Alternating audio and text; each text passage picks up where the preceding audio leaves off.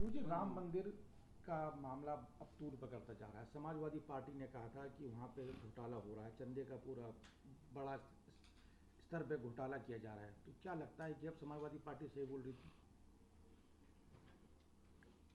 देखिए, श्री राम जन्मभूमि मंदिर हमारी आस्था का केंद्र है।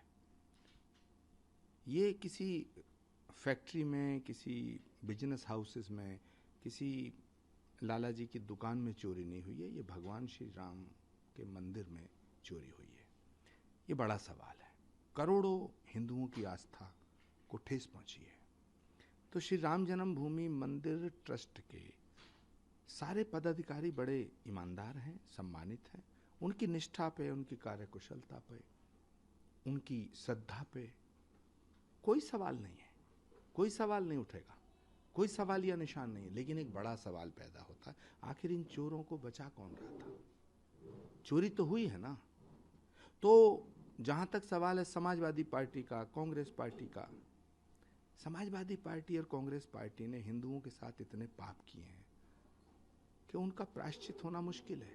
लेकिन अगर सारे चोर मिलके ये कह रहे हैं, सारे चोर मिलके ये कह रहे हैं कि भाई यहां चोरी हो रही है, इसकी जांच होनी चाहिए, तो उसकी जांच होनी चाहिए।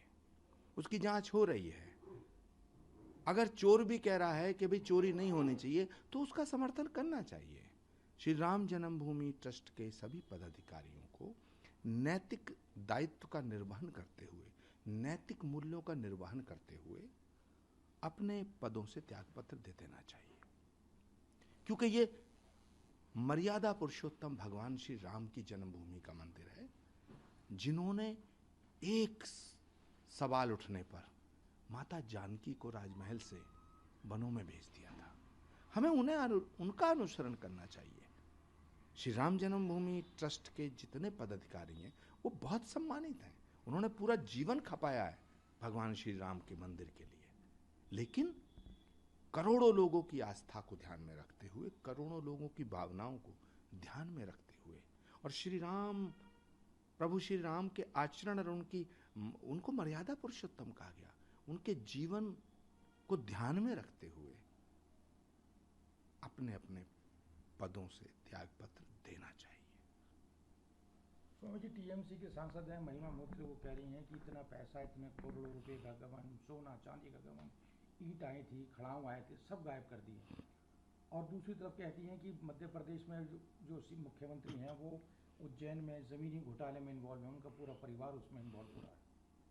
देखिए, महुआ मोइत्रा ठीक उसी तरह से ज्यादा बोल रही हैं जैसे और एमपी बोला करते थे।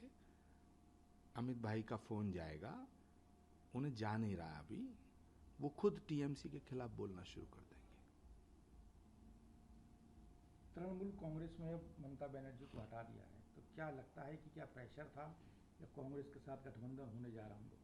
देखिए, टीएमसी के नेताओं को और टीएमसी के कार्यकर्ताओं को सच्चाई पता चल गई कि अब ममता दीदी के नेतृत्व को जनता ने नकार दिया है। लेकिन उन्हें सद्बुद्धि आ गई, टीएमसी के कार्यकर्ताओं को सद्बुद्धि आ गई। लेकिन कांग्रेस के कार्यकर्ताओं को और नेताओं को कब सद्बुद्धि आएगी? जिस तरह टीएमसी के लोगों ने ममता दीदी को हटाया है, अगर कांग्रेस पार्टी के लोग, कांग्रेस पार्टी के नेता राहुल गांधी जी को हटा दें तो ये देश बच जाएगा, इस देश का भला हो जाएगा। तो मुझे झारखंड में झारखंड मुक्ति मोर्चा और कांग्रेस के 56 विधायक अब 50 रह गए हैं, बाकी ने क्रॉस वोटिंग किया है राज्यसभा इलेक्शन। अगले राज्यसभा तक वो भी चले जाएंगे। अब ये तो कोई नई बात रही नहीं है। पूरा देश ये जान रहा है, विधायक भी जान रहे हैं कि नरेंद्र मोदी जी के नेतृत्व में उनकी छत्र छाया में रहना ही ठीक है।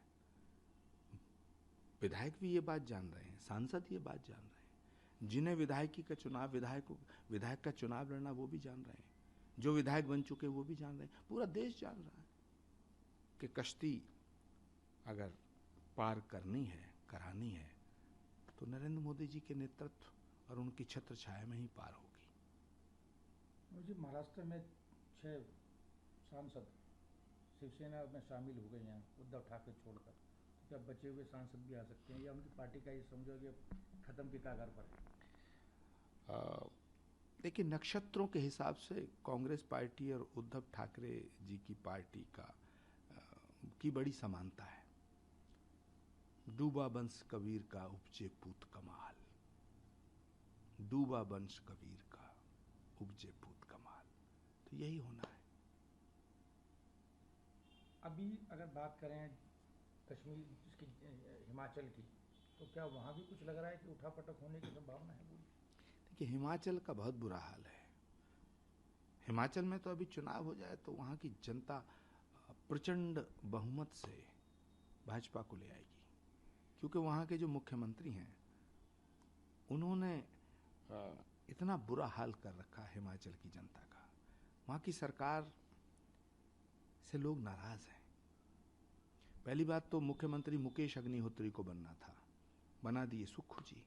ये भी राहुल गांधी जी का ही फैसला था। तो राहुल गांधी जी का हर फैसला कांग्रेस को कमजोर और कांग्रेस को बर्बाद करने का काम करता है। हिमाचल में भी वही हो रहा है। जब अयोग्यता को योग्य लोगों के सिर पे बैठाया जाएगा तो उसका परिणाम यही होगा।